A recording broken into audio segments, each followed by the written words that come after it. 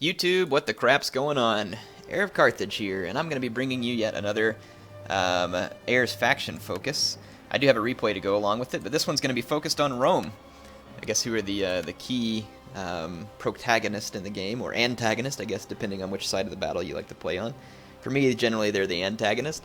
But yeah, so Rome is obviously a faction that is insanely heavy on melee infantry, which is pretty much true to life. The Romans had heavy melee infantry that was pretty much second to none.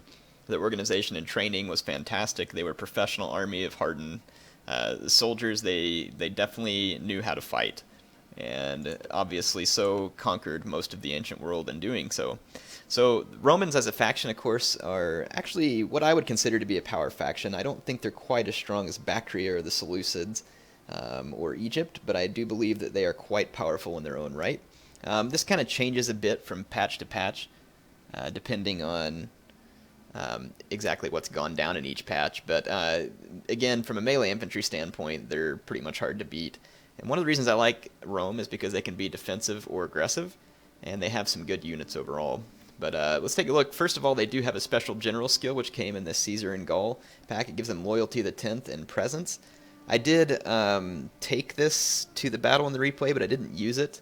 I think Presence gives some kind of morale, or Loyalty the 10th, I think, gives some kind of... I think both of them are a boost to morale. I can't remember, though. It's been a while. I guess I could look up the general ability in the encyclopedia and find out. I mean, maybe that won't take too long. Let's see. So let's see. Character skills. General. Commander strategist. No. That's not going to work. Traditions, units, buildings. Tech, skills, traditions, factions, maybe? No. Nah, it's not going to be easy to find. Loyalty of the 10th. Let's see if we can find it. Yeah, it's not going to pull up easily, but I'll tell you what it's all about in a battle at some point. But in any case, let's go over their melee infantry. So the Romans have their cheapest unit is Sakiai Hastati, which is pretty craptacular, but for 330 it's not too terribly bad, but it's bad. Hastati, which for 350 are a pretty solid sword unit, but not like great in terms of beyond that price range. Gladiators are insanely powerful swordsmen. They are very strong. But the problem is if they get charged by an enemy infantry unit, they usually don't do so well. They also don't do so well if charged by melee cav. They're vulnerable to skirmishers, but if these guys get into a flank or get into a fight without being charged, they will dominate. They will beat the crap out of people. And then they have this killing spree, which increases their melee or their weapon damage even further. And then use the whip, which increases their melee attack and weapon damage again. So very powerful units. Principes are a great sword unit for their price, in my opinion. Pretty stout, not like outstanding, but a pretty sturdy unit for 650. Legionnaires, you get a little more cost for slightly more armor, but less melee defense. Kind of a weird deal. No difference in abilities. Legionary cohort is a step up in armor from the regular legionnaires. And then you have the Sakia Extraordinarii. This unit here is not real high attack or weapon damage, but has really high armor for the price. At 85 armor, that's a lot.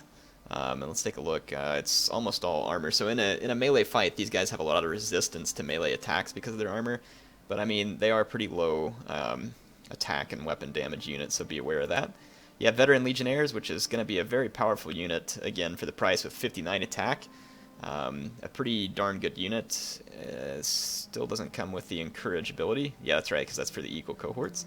Then you have a Evocati cohort, which is even stronger than the Veteran Legionnaires. You get, let's see, 2 more attack for, I guess, an increase of 30, which is totally worth it.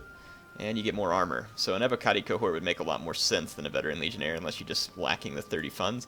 First cohort, you're going to see the attack drop, but what it is this unit has the Encourage ability. So all things considered, what you get for this unit for the price is actually pretty good, because this Encourage will boost nearby enemy units that may need it. Armored Legionnaires are just really high armor Legionnaires with very sturdy attack. Again, for the price, this is a pretty painfully powerful infantry unit. Something to be aware of, but it is expensive. I mean, it's good for the price, but It is, you can't bring as many of them as you can with other infantry units, and they are resistant to missiles, but over time can be whittled away by heavy shot or something, for instance. They have Eagle cohorts, which again gives you the Encourage ability, which encourages nearby troops. They do cost more than the first cohort. Let's see, so 47, 35, 10, 12, 63, 10, 12, 65, 75, 50, 65. So it's all the same except for a little melee defense, it looks like. And then you got Praetorians, which are a very strong unit, and Praetorian Guard, which is the same thing except with 5 more armor and cost 20 talents more. So pretty much the same unit between these two. These are some beastly swordsmen, quite possibly some of the strongest in the game. When it comes to the strongest sword units in the game, you have a trade-off between the ones with the highest attack, the ones with the biggest charge, ones that are in formation attack, ones with the most armor. The Praetorian Guard has a pretty good mix of all of that stuff except for the charge bonus. They're not real strong on the charge. But with formation attack and the kind of stats that these guys are wielding, this is a dangerous unit. And it would not be easy to take down one-on-one with anything besides maybe like a pike unit. And I'm imagining these Praetorian Guard aren't going to go head-on into a pike unit for most part. That's it for their melee infantry. Lots of them. They've got every slot filled. So spear infantry, you get Vigiles, which are dog crap. They're kind of like Eastern Spearmen, charge bait, or meat shields. Auxiliary infantry is also pretty crappy. They have rapid advance, which I guess can be helpful. They're going to come with pretty good armor for a unit of this cost. But their health and base morale is pretty bad, and they're pretty easy to rout. Gladiator Spearmen are going to come with a really good attack for a spear unit, but they're going to be in loose formation. They're going to be vulnerable to missiles. They do have expert charge defense, though. So it actually makes this unit quite good about taking on cav, because it can defend itself against the cav charge. That's pretty interesting. Hadn't noticed that before. It's also got the killing spree and rapid advance, as well as a square formation. So this could be a pretty versatile anti-cav unit if used properly. Again, keep it clear of enemy archers and slingers and javelin men, because it will die quickly. Triarii are a very potent spear unit. Pretty sturdy weapon damage, pretty good attack, very high armor, good health, and very good base morale, as well as melee defense, and a pretty solid charge bonus on top of all that.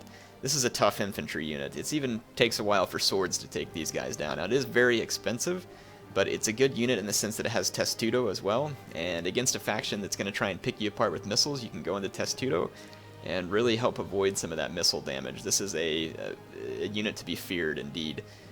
In certain situations. It's not like if you bring a front line of Triarii against swordsmen, it's going to be the best thing. It's just that these guys are a sturdy unit and can be quite useful and kind of help shore up Rome as far as making sure it's well-rounded. So they got everything from crap spears to some of the best spears.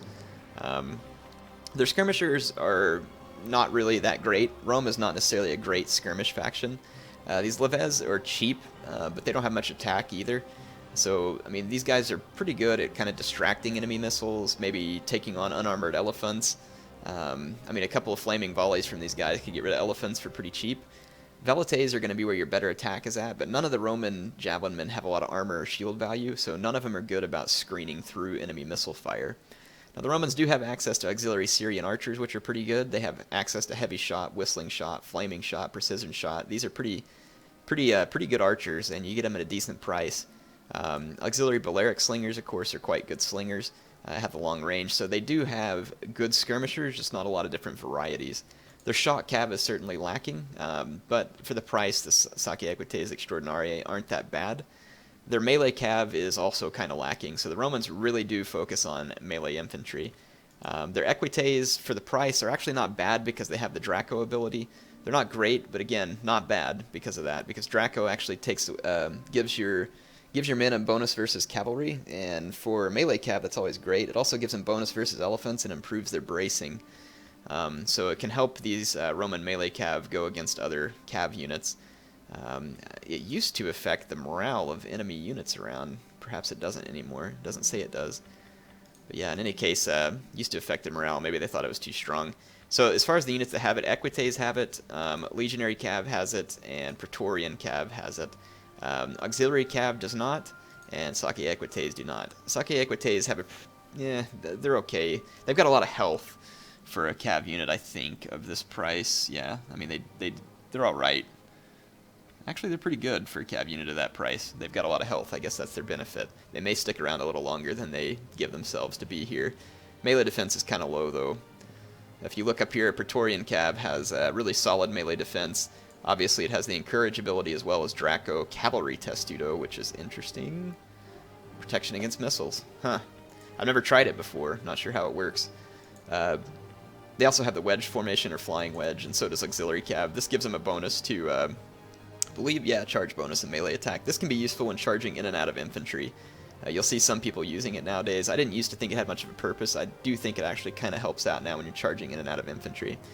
They have access to Auxiliary Numidian Cav, which isn't all that great, but maybe a good unit for harassing elephants or starting a hasty Cav engagement if you can get your opponent mad with them. They are pretty expensive, I think. Let's see, Auxiliary African Elephants, not all that special of a unit, but it does give Rome that flexibility to be an elephant faction, albeit not a very powerful one, but it still gives them that ability to not only have better swords than most of the factions, but the ability to scare enemy spears and swords with these elephants and to be able to wield that power in the battlefield. They have access to war dogs, which are not particularly useful, but they can really help you out as Rome versus a nomadic faction, where you can chase down horse archers. So against maybe Pontus or nomads or whatever else, you can chase down horse archers.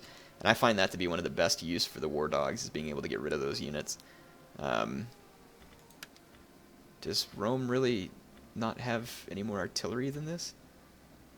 Something must be glitched, because they used to have a lot more artillery than this. I'm sure something's glitched here that the Romans don't have any ballista or whatever, because these guys were definitely into sieging. Not sure what that's all about. That's kind of... Oh, it's defenders, and I'm in a city assault battle. Let's go to a land battle. There we go. Yeah, so they have beehive onagers and all this other stuff here as well. So that fixes that. Well, anyway, that's a basic rundown on Rome. Again, very melee heavy, but it doesn't mean they can't be used in other ways, and I'll kind of prove that here in my replay. Not that I didn't bring melee infantry, but this is a Rome versus Carthage match. My opponent recognized me and was kind, said hello, and told him thanks for watching the videos, and we had a fun match here on the Yathrib map. This is not a bad map. It's not overly interesting as far as features, but it's not dead flat and offers maybe a little bit of maneuvering. My army is 6 legionary cohorts, which is kind of the 700 talent Roman swordsmen. I've got 2 Levez up front just for distraction purposes. I've got 5 auxiliary Syrian archers, so I went very skirmish heavy. 1 unit of Histati just as I had leftover money. And then on either flank I have a unit of Praetorian Cav and a Sakia Equite. And I brought the Praetorian Cav because they have the Draco ability. And I was definitely expecting elephants from Carthage, which he did not bring, and my Syrian archers and Levez could have easily dealt with elephants. But in this case, my Syrian archers were still a good bet, because they can help deal with his pikemen. The pikemen are going to be quite vulnerable to it. So my opponent had a few options. He could have come sword heavy, at which Rome is going to be decent at defending itself. He could have come pike heavy, at which my build is pretty good at defending because I have so many skirmishers, and he wouldn't be able to attack with his pikes. He could have come infantry plus elephants, and I think I could have held off because my skirmishers could have taken out his elephants. And he could have come cav heavy. Now that Carthage has access to mercenary companion cav, he can match Rome head-to-head with cav. It's just going to be hard for him to pull off a quick victory because Praetorian cav won't go down quickly. So Carthage has a lot of options to it, and to be honest, I would rather play as Carthage than Rome, just because I feel like I have more tools as Carthage. But some people prefer Rome, just because of their solid backbone of troops. But I do think Carthage overall has more tools. My opponent and I line up square off from each other. You can see he's going ahead and starting some outflanking. He's got a mercenary Iberian cav working its way around. His cav is 2 mercenary Campanian cav, and he's got 2 Carthaginian cav as well. He's got 2 late Libyan Hoplites backed up by 2 mercenary Scutari on either flank. If I were him, I would have tanked up on the Scutari. These guys are actually really good sword units for the price and pretty capable against Roman units. They're really quite good. His pikes are a good idea. It kind of zones me out away from his skirmishers, and he's got a lot of Libyan javelinmen, which for the price have a pretty good attack. But he's got to be able to get these guys in and take only shots at my infantry to make them worth it. Because if he's taking shots at my own skirmishers or anything else, then these guys' ammo is wasted. And in this case, he's going to have a hard time getting those shots because my auxiliary Syrian archers can easily mop these guys up. So that's why my opponent is hesitant here. He's not quite sure what to do. So let me kind of put it in slow motion, kind of explain my strategy. I left a couple of swordsmen here, here, and here. This leaves gaps for my opponent to take advantage of here and here, and this is a risky scenario for me. I have to protect my flanks, but it does leave these gaps. Well, by leaving these gaps, though, it's actually part of a plan I have enacted. You can see my opponent's already kind of biting here. He wants to send some cavalry through this gap and get after my skirmishers, and it seems like wisdom. But cavalry can get easily overwhelmed in the midst of overwhelming odds. And again, because my opponent has pikes and he has these short-range javelmen, he's hesitant to push the center here. And because of that, I can tell he's wanting to get hasty with his cav and get rid of my skirmishing capability. So in this case, I'm kind of baiting him in the sense that I want him to think this is going to be easy to do. So I'm going to go ahead and let him charge in. And this is a risky scenario because all I have to defend against this Carthaginian cav is swords, and swords aren't the best thing. If my archers do get some good shots, take off some XP, I countercharge him at the last second with some Praetorian cav, and I am going to lose some archers and some leves, but it's a way for me to go ahead and start getting rid of his cavalry. If my opponent does not destroy my cavalry, he's going to have no way to get to my skirmishers, and my skirmishers can finish him off alone. But here you can see again this mercenary Campanian cav gets completely mobbed here, and what is a very good unit now just starts to get shredded. And he didn't really get much in return for it. And back here he tries a hasty charge again with his mercenary Iberian cav, which is easily intercepted and destroyed. And then on this flank I'm chasing him off with some Praetorian cav as well. I kind of got the jump on his mercenary Campanian cav here. And I decided to just go after his infantry over here and pin them down, because it'll take his infantry a while to cut down my legionary cohorts. And in the center, I'm just not going to engage. So he's going to push his pikes forward, as you can see here. But all I have to do is just fall back. His pikes can't engage me in an offensive sense. And he keeps trying to make charges for my archers, but keeps getting intercepted by my infantry. And it's just hard for his cavalry to really be effective because they're so isolated. Here his javelin men do get a few shots, but it's into the front of my legionnaires, and he'll get some kills, but it's not going to be wildly effective. Now he does make a smart move here. He tries to pin me in here against his pikes, but at the last second I'm able to pull my men back out of this fight, and you're going to see me in general just pulling all of my men back out of the fight, so retreating here. And this is because I'm slowly but surely taking out all of his cavalry, and doing quite well in most of these other fights here as well. Yeah, I've got this legionary cohort holding up this mercenary Scutari. This one over here is going to get killed. And but yeah, I mean, you can see again, his cav's now gone on this flank, so he has no way to chase my archers.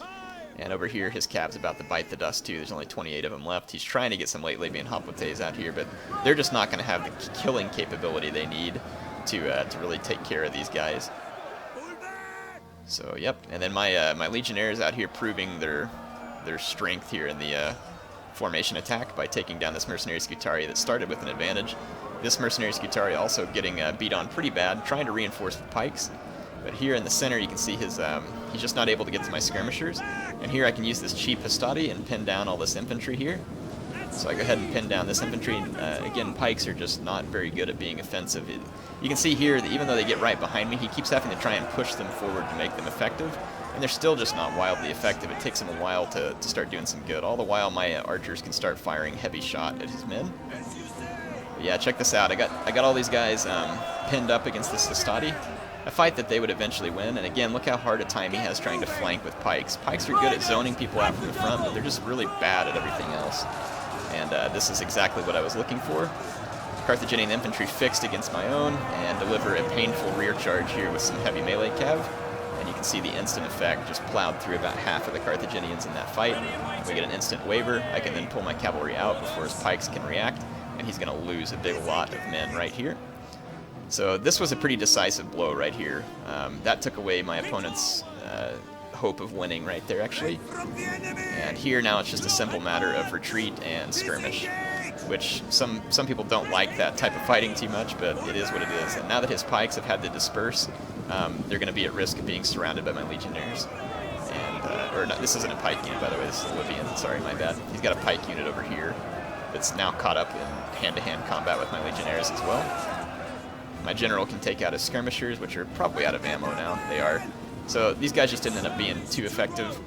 And again, at this point, it's pretty much over for my opponent. So even though he started off aggressive, started off getting more kills, he just didn't have the tools to finish the fight when it was over. And that's something you have to be aware of.